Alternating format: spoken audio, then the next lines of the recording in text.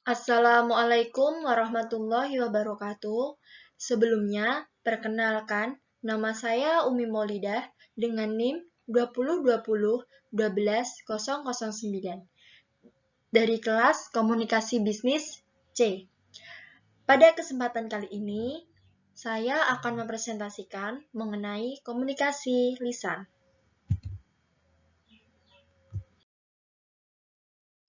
Sebelum kita membahas mengenai komunikasi lisan, terlebih dahulu kita harus mengetahui apa sih bahasa. Bahasa merupakan sistem simbol yang paling banyak digunakan di dalam komunikasi antar manusia sehari-hari. Oleh karena itu, keterampilan komunikasi lisan atau berbicara dan mendengarkan dan komunikasi tulisan atau menulis dan membaca sangat penting. Keempat kegiatan komunikasi tersebut membutuhkan keterampilan tertentu yang tidak semua orang bisa melakukannya. Pokok bahasan ini mempelajari berbagai prinsip, teori, permasalahan, faktor-faktor penentu, dan kiat-kiat tertentu tentang keempat keterampilan dasar komunikasi tersebut. Selanjutnya, komunikasi lisan tulisan. Manusia lebih banyak melakukan komunikasi lisan atau berbicara dan mendengarkan dibandingkan komunikasi tulisan atau menulis dan membaca. Hal tersebut menurut Barkett et al. Tahun 1981 dalam Tubes and Moss tahun 1997.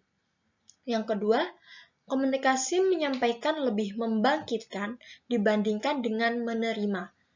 Hal tersebut menurut Cran et al. Dalam Tubes and Moss tahun 1997. Dan selanjutnya di sini sudah terlihat diagram persentasenya. Bahwa di sini menunjukkan seseorang lebih condong atau lebih suka mendengarkan dibandingkan dengan berbicara, membaca, menulis. Dalam persentase ini menunjukkan 53% mendengarkan, 16% berbicara, 17% membaca, dan 14% menulis.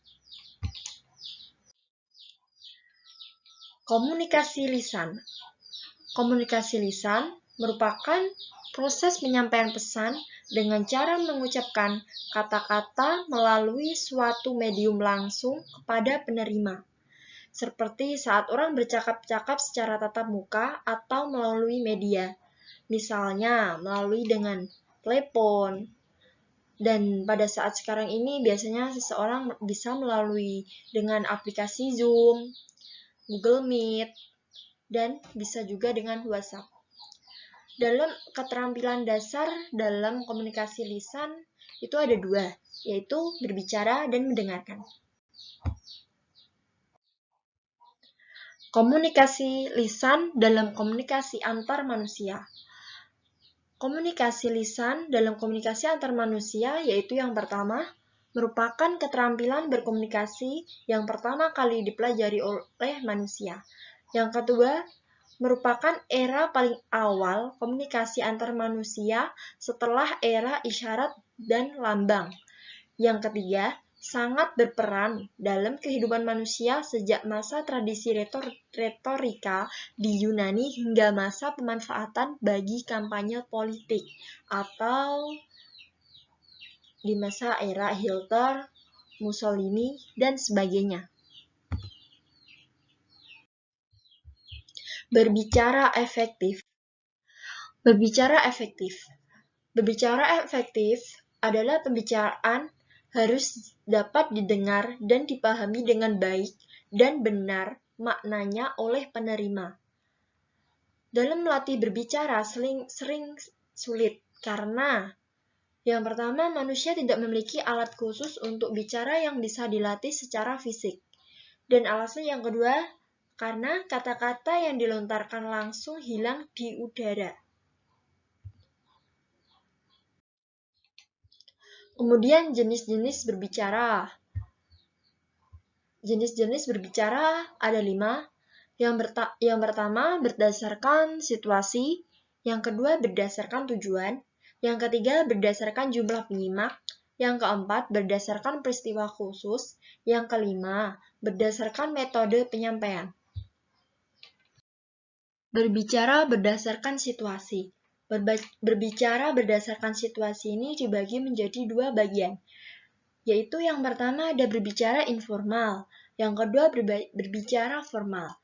Yang pertama berbicara informal, yaitu seperti tukar pengalaman, percakapan, menyampaikan berita, menyampaikan pengumuman, bertelepon, dan sebagainya. Yang kedua berbicara formal, misalnya perencanaan dan penilaian, ceramah, interview, prosedur parlementer, dan bercerita. Selanjutnya, berbicara berdasarkan tujuan, yaitu seperti berbicara menghibur, menginformasikan, menstimulasi, meyakinkan, dan menggerakkan. Kemudian, berbicara berdasarkan jumlah penyimak. Yang pertama, seperti berbicara dalam kelompok kecil. Yang kedua, berbicara antar pribadi atau empat mata. Yang ketiga, berbicara dalam kelompok besar atau massa.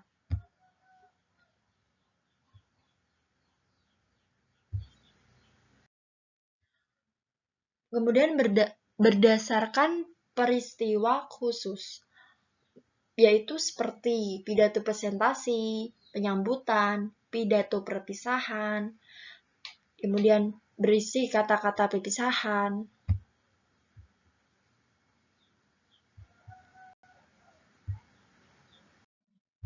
Kemudian berbicara berdasarkan metode penyampaian, yaitu yang pertama, penyampaian secara mendadak atau impromptu, yaitu tanpa rencana harus berbicara di depan suatu forum, mungkin karena menggantikan pembicara yang tidak datang atau karena alasan lain. Yang kedua, penyampaian berdasarkan catatan kecil. Yang ketiga, penyampaian berdasarkan hafalan, yaitu ada naskah tapi sudah dihafalkan sehingga pada saat berbicara tidak membacanya. Yang keempat, ada penyampaian berdasarkan naskah, yaitu berbicara dengan cara membacakan naskah yang dibawakan. Kemudian berbicara efektif yang dapat mengembangkan keterampilan. Berbicara memerlukan keterampilan khusus, perlu latihan. Terutama, yang pertama mengkode materi ke dalam kata-kata lisan. Yang kedua menyampaikannya dengan benar dan sesuai. Dan yang ketiga mengembangkan empati terhadap pendengar. Selanjutnya ada teknik berbicara efektif. Teknik dalam berbicara efektif ini ada 6 teknik. Yang pertama ada bahasa. Bahasa yang digunakan ini harus efektif, tata bahasanya benar, kosakata atau variasi. Kemudian yang kedua ada materi. Materinya itu harus jelas, sesuai, dikenal, minat, dan terasosiasikan. Yang ketiga ada cara atau gaya berbicara, yaitu cara atau gaya berbicaranya yaitu seperti pengucapan, penampilan, gerak-geri. Kemudian yang keempat ada penampilan berbicara, yaitu seperti postur tubuh, pakaian dan perhiasan, dan gerak-geri juga. Kemudian yang kelima ada hubungan dengan pendengar. Itu seperti mengenal atau melibatkan, tidak mendominasi, menghargai, dan sebagainya. Kemudian yang keenam ada suasana pembicaraan, yaitu seperti membangun keakraban sesuai tujuan, sesuai lingkungan. Selanjutnya mendengarkan. Mendengarkan ini melibatkan 4 unsur menurut Tubbs and Moose tahun 1997, yaitu yang pertama mendengar, yaitu penerimaan rangsangan pendengaran atau aural stimulasi. Yang kedua perhatian, yaitu memperhatikan rangsangan tertentu, mengabaikan rangsangan lainnya. Yang ketiga, memahami, di mana pemberian makna pada yang didengar. Yang keempat, yaitu mengingat, bahwa mengingat itu menyimpan informasi untuk diperoleh kembali. Kemudian jenis-jenis mendengarkan.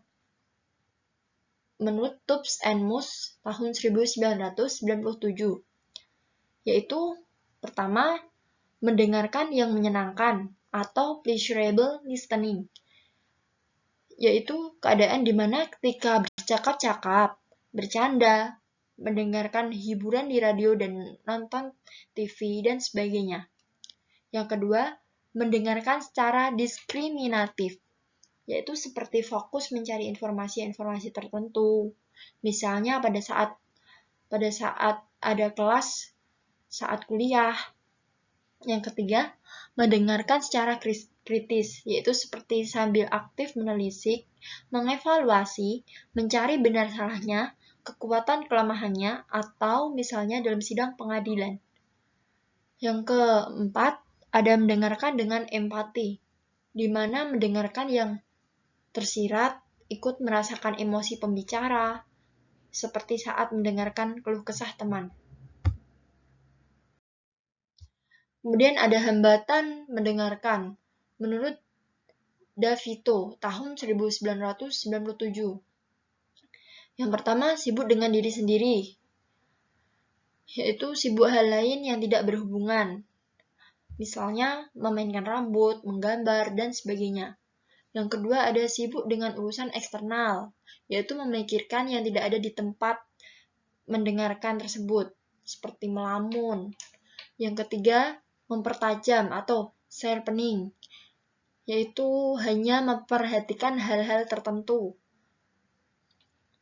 Yang keempat, asimilasi, atau yaitu merekonstruksi yang didengar sesuai sikap, prasangka, kebutuhan, dan nilai-nilai sendiri.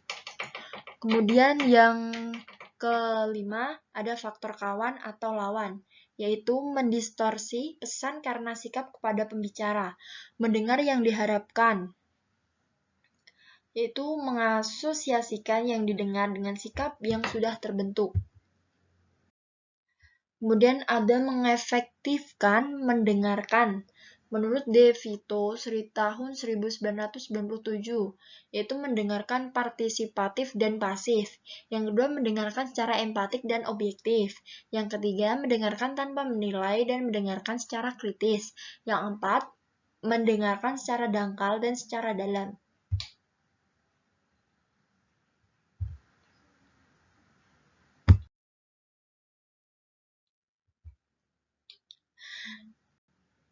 Cukup sekian presentasi dari saya. Terima kasih atas perhatiannya. Maaf apabila ada tutur kata yang salah. Wassalamualaikum warahmatullahi wabarakatuh.